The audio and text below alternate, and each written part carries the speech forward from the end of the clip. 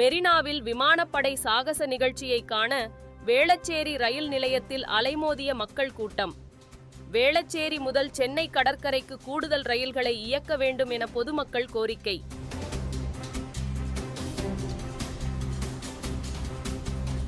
காவிரி நீர்பிடிப்பு பகுதிகளில் தொடர் மழையால் மேட்டூர் அணைக்கு நீர்வரத்து 12,000 கனஅடியாக அதிகரிப்பு.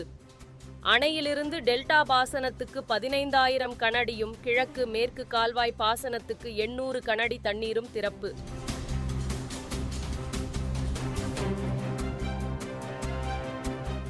இந்திய விமானப்படையின் 92வது ஆண்டு தினத்தை முன்னிட்டு சென்னை மெரினாவில் விமானப்படையினரின் சாகச நிகழ்ச்சி, வான்படையின் யூடியூப் சேனல் மற்றும் தூர்தர்ஷன் தொலைக்காட்சிகளில் விமான சாகச நிகழ்ச்சியை நேரலையில் மக்கள் கண்டுகளிக்க ஏற்பாடு.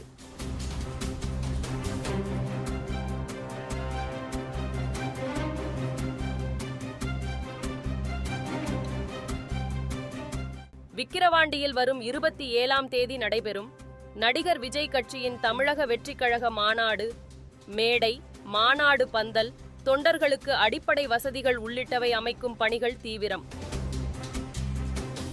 காலாண்டு விடுமுறை மற்றும் ஞாயிற்றுக்கிழமையொட்டி கன்னியாகுமரியில் குவிந்த சுற்றுலா பயணிகள். திரிவேணி சங்கமம், பகவதி அம்மன் கோயில் மற்றும் சுற்றுலா படகு குழாம் உள்ளிட்ட பகுதிகளில் அலைமோதிய மக்கள் கூட்டம்.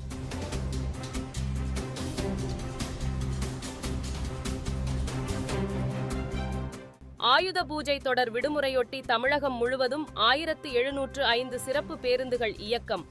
வரும் 9 மற்றும் 10ஆம் தேதிகளில் சிறப்பு பேருந்துகளும் இயக்கப்படும் என அரசு விரைவு போக்குவரத்துக் கழகம் அறிவிப்பு.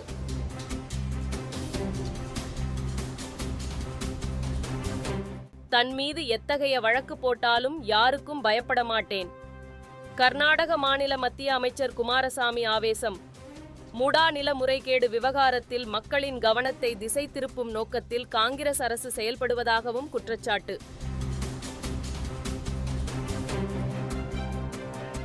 மலையாள நடிகைகள் அளித்த பாலியல் புகாரில் நடிகர் சித்திக் மீது போலீசார் வழக்கு பதிவு. பாலியல் வழக்கை விசாரிக்கும் சிறப்பு புலனாய்வு குழு விசாரணைக்கு நாளை ஆஜராகிறார் நடிகர் சித்திக்.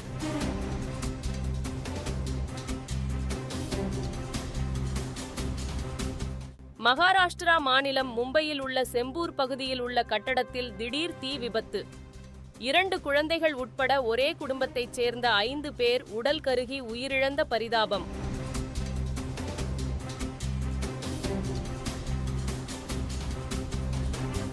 விசாகப்பட்டினம் துறைமுகத்தில் வரும் 8ஆம் தேதி தொடங்கும் மலபார் கடற்படை பயிற்சி. இந்தியா, அமெரிக்கா, ஆஸ்திரேலியா மற்றும் ஜப்பான் நாட்டு கடற்படை வீரர்கள் பங்கேற்பு.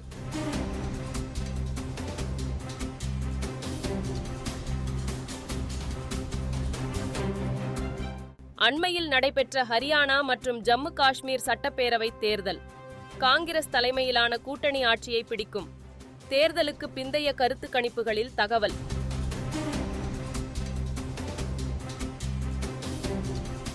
இஸ்ரேல் மீது ஹமாஸ் அமைப்பினர் நடத்திய பயங்கர தாக்குதலின் 1ஆம் ஆண்டு நிறைவு. எல்லையில் மீண்டும் தாக்குதல் நடத்தப்படலாம் என்பதால் கூடுதல் படைகளுடன் உச்சக்கட்ட தயார் நிலையில் இஸ்ரேல் ராணுவம்.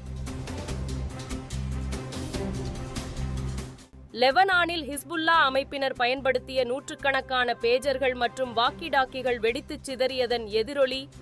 விமானங்களில் பேஜர், வாக்கி டாக்கி எடுத்துச் செல்ல தடை. ஐக்கிய அரபு அமீரகத்தின் எமிரேட்ஸ் ஏர்லைன்ஸ் நிறுவனம் அதிரடி அறிவிப்பு. பங்களாதேஷ் அணிக்கு எதிரான T20 கிரிக்கெட் போட்டியில் அபிஷேக் சர்மாவுடன் தொடக்க வீரராக சஞ்சு சாம்சன் களமிறங்குவார். இந்திய அணியின் கேப்டன் சூரியகுமார் யாதவ் தகவல்.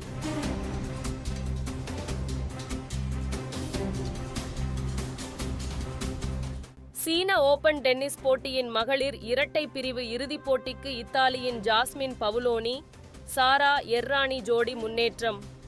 அரையிறுதியில் அமெரிக்காவின் மேடக் சாண்ட்ஸ், சோபியா ஜோடியை 6-3, 1-6, 10-4 என்ற செட் கணக்கில் வீழ்த்தி அசத்தல்.